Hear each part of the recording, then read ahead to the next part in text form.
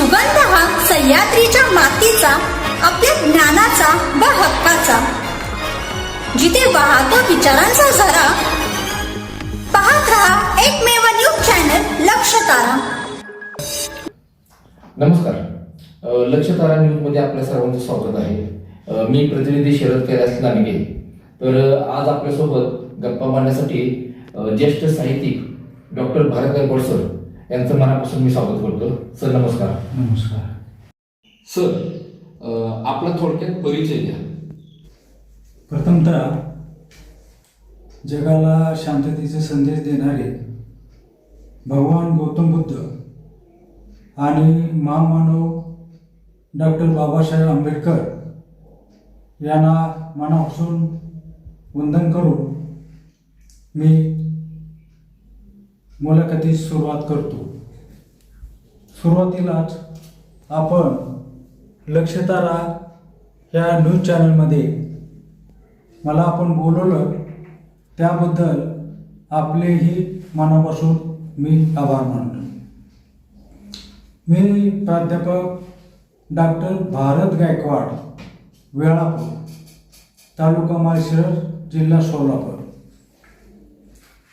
माझं शिक्षण जुनी मॅट्रिक म्हणजे 11वीपर्यंत वेळापूर येथे झालं.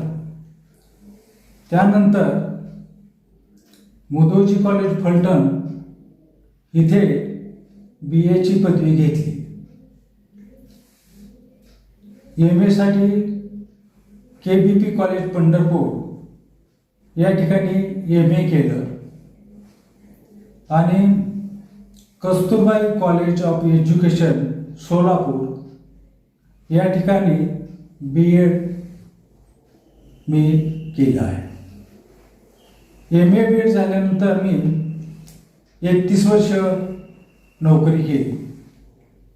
त्यातली 3 वर्ष रेस संस्थेच्या लिंगेश्वर विद्यालय पुळूज येथे 2 वर्ष,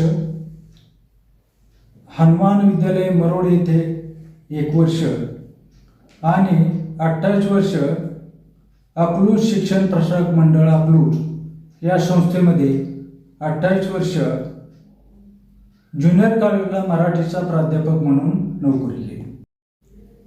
आणि शेवटी संत तुकाराम विद्यालय बोंडले या ठिकाणी मुख्याध्यापक म्हणून 31/5/13 रोजी मी सेवानिवृत्त झाला.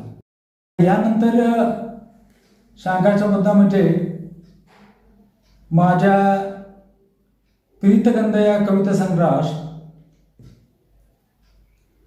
अंकुर साहित्य संघाचा अक्षर तपस्वी पुरस्कार मिळाला. त्यानंतर माझा 71वा वाढदिवस साजरा करत असताना त्यानिमित्तानं गौरव अंक छापला गेला आणि तो अंक अनेकांनी वाचला. त्या अंकामध्ये अनेक ज्येष्ठ साहित्यिक विचारवंतांचे लेख आहेत. त्यामुळे मला 4-5 पुरस्कार मिळाले. पहिला पुरस्कार जोशापा टाइम्स यांचा जीवन गौरव पुरस्कार, जोशापा टाइम्स पंढरपूर. त्यानंतर आसाममध्ये शिलिगुडी इथे डॉक्टर बाबासाहेब आंबेडकर पुरस्कार मिळाला.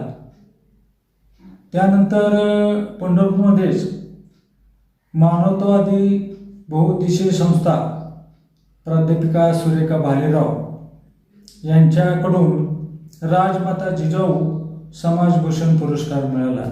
आपल्याला पुस्तकाची लेखन प्रेरणा कशी निर्माण झाली आणि लिहावे असे तुम्हाला कधीपासून वाटले सर? साधारणपणे मी 10वीत होतो. त्यावेळेला आमच्या मित्राने आम्ही गायन पार्टी निर्माण केली. 10वी 11वी 2 वर्ष मी गायन पार्टीत गाणी म्हणत होतो आणि तीच आवड मला पुढे निर्माण झाली. पुढे कॉलेजमध्ये असतानाही गॅदरिंगमध्ये गाणी म्हणणं, त्याचप्रमाणे गाणी तयार करणं अशी ती आवड मला पुढं वाढत गेली. आणि विशेषतः मी पळूज येथे असताना ग्रंथालयाचा चार्ज माझ्याकडे होता आणि मी एकटा राहत होतो. त्यामुळं मला वाचनाला खूप भरपूर वेळ मिळाला. बरोबर. त्या ठिकाणी मी बाबू बोरकर आणि मंगेश पाडगावकर यांच्या कविता जुन्या वाचल्या. बरोबर. बोरकरांच्या कविता, गेय कविता, त्याचा प्रभाव माझ्यावर झाला. आणि मग त्या ठिकाणी मी मोकळा वेळ मिळत असल्यामुळं आणि एकटा राहत असल्यामुळं मी त्या ठिकाणी बऱ्याचशा कविता लिहिण्यास सुरुवात केली. ही आवड तशी जोपासत मग पुन्हा मंगळवेळाला गेल्यानंतर मरोड येथे प्रकाश जडे या कवीची ओळख झाली. अच्छा अच्छा अच्छा. त्यांचाही उपयोग मला झाला. त्यानंतर पुढं मग शिक्षक झाल्यानंतर कविता शिकवताना गेयता म्हणणं, गाऊन दाखवणं किंवा सांस्कृतिक कार्यक्रम, त्यासाठी गाणी, नाच गाण्यासाठी गाणी लिहिणं. बरोबर बरोबर. म्हणजे त्यामध्ये फार माझं गाणं, हिरवरानं डोलतात आनंदानं, पिकलं बघ शिवार हे आल भरून, पिकलं बघ शिवार हे आल भरून. अशा प्रकारची मी खूप छान सर, खूप छान. आणि मग ती आवड निर्माण झाली आणि त्या पद्धतीने लिहित राहिलो. मग पुढं माळशिरस तालुका साहित्य कला मंच निर्माण केलं. पुस्तकाचा विषय निवडताना तुम्ही कोणत्या गोष्टींचा विचार केला सर? खरं आहे, ह्यासाठी समाजाचं अवलोकन करत असताना आपल्याला विषय सापडतात. मग उदाहरणार्थ समाजामध्ये असलेली नीतिमूल्याचा ऱ्हास, महिलावरती होत असणारा अन्याय किंवा समाजामध्ये असणारे विषमतेची दरी, असे विषय सापडतात. आणि त्या विषयामधून आपल्याला लिखाण करावंसं वाटतं. म्हणजे जे नैतिकता म्हणा किंवा अलीकडं पैशाच्या पाठीमागनं धावणारी प्रवृत्ती, असे विषय, समाजामधले स्त्रियाकडे बघण्याचा दृष्टिकोन, स्त्रियावर होणारा अन्याय असेल, मग त्यात पुन्हा सावित्रीबाई फुलेंच्यावर कविता, बाबासाहेबांची कविता, आईवरती, अशा विविध नात्यावरती कविता त्यामध्ये मांडण्याचा प्रयत्न मी केला. बरोबर. छान. पुस्तकाच्या लेखन प्रक्रियेदरम्यान तुम्हाला कोणती आव्हाने आली आणि त्यावर तुम्ही कशा प्रकारे मात केली, हे पण प्रेक्षकांना जाणून घ्यायचं आहे सर. लिहिणं एक वेळ जरा दमेल. म्हणजे कविता लिहिल्या पण ते छापणं म्हणा, ते लोकांच्या पुढे जाणं हे फार मोठं अवघड आहे. कारण त्याच्यासाठी पैसा लागतो. आणि त्याप्रमाणे मी 1995ला पहिला कविता संग्रह छापला. त्यावेळेला अकलूजमध्ये छपाई नव्हती. त्याप्रमाणे प्रस्तावना कोणाची घ्यायची, असे अनेक प्रसंग राहिले. पुस्तकातील प्रमुख संदेश किंवा विचार वाचकांपर्यंत कोणत्या स्वरूपात पोचवू इच्छिता सर? आता अलीकडे समस्या तर अनेक आहेत, परंतु मी म्हणतो जीवन हे लढण्यासाठी आहे, रडण्यासाठी नाही. कणत कणत जगण्यापेक्षा गुणगुणत जगावं हा विचार मी मांडतो आहे. यामधून माणूस आशावादी असला पाहिजे. जो आशावादी असतो त्याला प्रत्येक उगवणारा दिवस नवीन स्वप्न घेऊन येत असतो. म्हणून मी याच्यामध्ये जीवन असं जगायचं असतं, माय बनून दुसऱ्याचा सुख पुसायचं असतं, झऱ्यासारखं वाहत राहायचं असतं, डबकं बनून सडायचं नसतं, फुलासारखं फुलायचं असतं, हसता हसता एक दिवस संपायचं असतं, जीवन असं जगायचं असतं. म्हणजे जीवनाकडे बघण्याचा दृष्टिकोन असा असावा. किंवा हेच ध्येय म्हणतो, जीवनाचं हे जगायचं, नाही दुःखाला घाबरायचं, छावा सिंहाचा होऊनी त्याला समोर जायचं, जीवनाचं हे जगायचं. छान. साहित्यिक प्रवासात कोणत्या व्यक्ती, लेखक किंवा अनुभवाचा सर्वाधिक प्रभाव राहिला आहे? कुठलीही कलाकृती वैयक्तिक एकट्यावर होत नाही, त्यांना अनेकांचा थोडाफार हातभार लागतो. माझ्या ह्या साहित्यात म्हणा, काव्यरचनेत माझे मित्र डॉक्टर पांडुरंग नलवडे, प्राध्यापक शिवाजी वाघमारे, त्याचप्रमाणे ज्येष्ठ साहित्यिक हनुमंत पवार, दादासाहेब खरात, आमचे ज्येष्ठ कवी प्रकाशजी जडे सर, त्याचप्रमाणे डॉक्टर वामन जाधव, या मंडळीचा मला लेखनासाठी फार मोठं सहकार्य आहे आणि करत आहे. ओके सर, मला एक गोष्ट तुमच्याशी जाणून घ्यायची आहे की आपण एक फिल्म निर्मिती केली होती, तर त्या फिल्म निर्मितीबद्दल आम्हाला व आमच्या प्रेक्षकांना त्याच्याबद्दल तुमची थोडीशी माहिती घ्यायची होती. खरं आहे, मला लहानपणापासून कलेची फार आवड होती आणि काहीतरी वेगळं करायचं हा माझ्या स्वभावातला भाग. म्हणून मी 2001 साली सजना तुझ्यासाठी हा मराठी चित्रपट निर्मिती केली. याची कथा, पटकथा आणि संवाद मी लिहिले, काही गीतही लिहिली.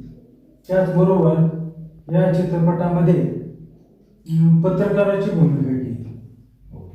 या चित्रपटाचं शूटिंग अकलूजमध्ये आदरणीय विजयदादा यांच्या शुभ हस्ते शिवामृत गार्डनमध्ये झालं.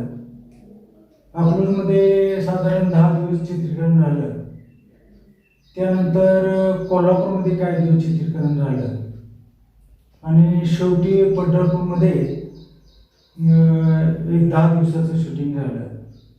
अशा रीतीनं तो चित्रपट त्या काळात अतिशय आपली म्हणजे आर्थिक ताकद नसताना फार मोठं धाडस केलं आणि माळशेर तालुक्यातील पहिला चित्रपट निर्माता म्हणून माझी एक तालुक्यात ओळख झाली आहे. तर ज्यावेळी चित्रपटचं तुम्ही काम करत होता त्यावेळी असा एखादा कोणता प्रसंग आहे का जो तुम्ही विसरू शकत नाही? तो प्रसंग तुम्ही शेअर केला तर अजून खूप छान वाटेल आम्हाला आणि प्रेक्षकांना. खरं म्हणजे हे धनुष्यबाण पेलण्याचं धाडस केलं आणि त्यामुळं आर्थिक संकटात फार मोठा सापडलो मी. ह्याच्यामध्ये आर्थिक संकटामध्ये सापडल्यामुळं त्यातनं सावरणं फार अवघड झालं होतं. परंतु अनेक मित्रांच्या व घरच्यांच्या आधार दिला, त्यामुळे मी त्या आर्थिक संकटातून वाचलो. हा चित्रपट प्रदर्शित झाला हे फार महत्वाचं. नाहीतर अनेक जण निर्माते तयार होतात आणि मध्यंतरी थांबतं, पण मी शेवटपर्यंत धाडस केलं. बऱ्याच ठिकाणून खर्च काढली आणि शेवटी चित्रपट पूर्ण केला, याचा मला अभिमान वाटतो. चित्रपटाची लेखन, त्याच्यानंतर त्या चित्रपटाचं जे काही काम असतं, खूप बऱ्याच गोष्टी त्याच्यामध्ये आहेत आणि चित्रपट थिएटरपर्यंत आणणं हा जो खडतरीतला प्रवास आहे त्याच्यामध्ये सगळ्यात महत्वाचा मुद्दा म्हणजे अर्थव्यवस्था. आणि याच्यातून तुम्ही जे मार्ग काढत तो तुमचा जो प्रवास तुम्ही खूप छान पद्धतीने केला आणि तो चित्रपट प्रेक्षकांच्या भेटीलाही आला आणि खूप छान असा चित्रपट झालेला आहे तो. पुढचा प्रश्न मी तुम्हाला घेतो. चित्रपटामध्ये तुम्ही जी पत्रकाराची भूमिका केली त्या भूमिकेबद्दल एक थोडंसं मत तुम्ही देऊ शकता? पत्रकाराची भूमिका त्यामध्ये अशा होती की एक या चित्रपटात खलनायक म्हणजे राजशेखर, आणि राजशेखर हा म्हणजे अन्याय करणारा आणि एका सामान्य गुरुजीच्या कशा विळख्यात सापडला तो राजशेखरच्या, आणि ते या गुरुजींना न्याय देण्यासाठी मग मी पत्रकार या नात्यानं त्या गुरुजींच्या पाठीमागं उभा राहतो. अशी पत्रकाराची एक सुंदर भूमिका त्याच्यामध्ये केली. ओके. तुमच्या आगामी साहित्य लेखन किंवा भविष्यातील लेखन नियोजनाविषयी वाचकांना काय सांगाल सर? वाचकांना असं सांगायचं आहे, खरं तर ह्या साहित्यामध्ये घरच्यांचं सुद्धा महत्त्व असतं. माझ्या काव्याची पहिली रसिक श्रोता माझी पत्नी सौ मंगल गायकवाड. आता मला आव्हान म्हणजे पॅरालिसिस झाल्यामुळे मला लिहिता येत नाही, तेव्हा हे लिखाणाचं काम माझी धाकटी सूनबाई सौभाग्यवती आरती रविराज गायकवाड हे अतिशय चांगल्या पद्धतीने काम करते. आता मला पुढील लेखन जे आहे मला भरपूर वेळ मिळतोय आणि माझ्या मित्रमंडळीच्या सहकार्याने पुढं लिहिण्याचा प्रयत्न करतोय. आता पुढचं माझा लगीन नावाचा कथासंग्रह माझ्या लेखनामध्ये आहे. त्याचप्रमाणे एक कविता संग्रह, तो बऱ्यापैकी त्याचं नाव ठरलेलं नाही, पण तो माझ्या लेखनाचा विषय आहे. आणि त्याचबरोबर मला अनेकांनी सांगितलं की तुमच्या जीवनात बऱ्याच घडामोडी आहेत, तेव्हा तुम्ही आत्मचरित्र लिहा. आणि त्याप्रमाणे तो विचार माझा चालू आहे. छंदप्रिय माझं जीवन, अशा पद्धतीचं व्यक्तिचित्रण आत्मकथन लिहिण्याचा एक विचार माझ्या मनामध्ये आहे. सर, माझा प्रश्न असा आहे की आजच्या नवोदित लेखकांना तुम्ही कोणता सल्ला द्याल? आजकाल वाचन संस्कृती बरीचशी कमी होत चालली आहे. बरेचसे तरुण वर्ग मोबाईलच्या, रीलच्या किंवा यूट्यूबच्या या कलरच्या जमान्यामध्ये जंग झालेले आहे. सोशल मीडिया आणि लिखाण करण्यासाठी पहिलं वाचन भरपूर झालं पाहिजे. तुम्ही वाचन भरपूर केलं तर तुम्ही तुमच्या पुढे शब्द भांडार, शब्दाचं साहित्य तुमच्या पुढे हात जोडून उभा राहील. पण तुम्ही वाचन जर नाही केलं तर तुम्हाला लिहिता येणार नाही. मग अलीकडे काय होते, काय तर कुठलं तर वाचन थोडंफार लिहायचं आणि तशी प्रसिद्धी मिळत नाही. खरं साहित्य टिकून राहण्यासाठी तुम्हाला वाचनच करावं लागेल.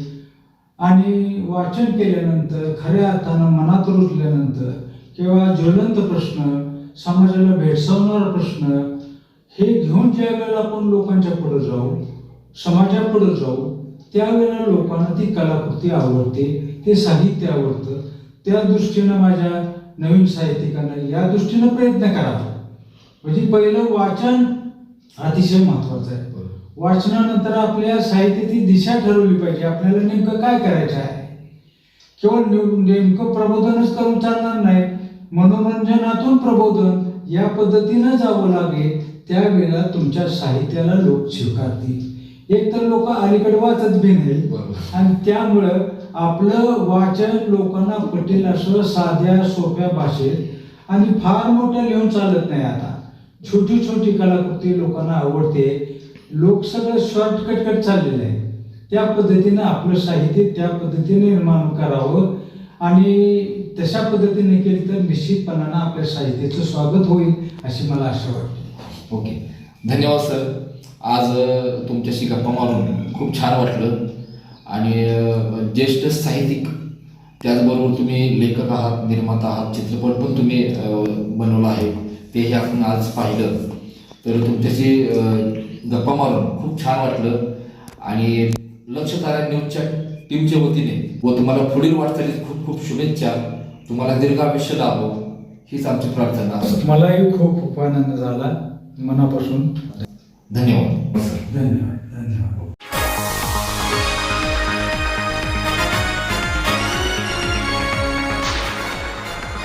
आपल्या हक्काचे एकमेव न्यूज चॅनल लक्षतारा. आजच चॅनलला सबस्क्राईब करा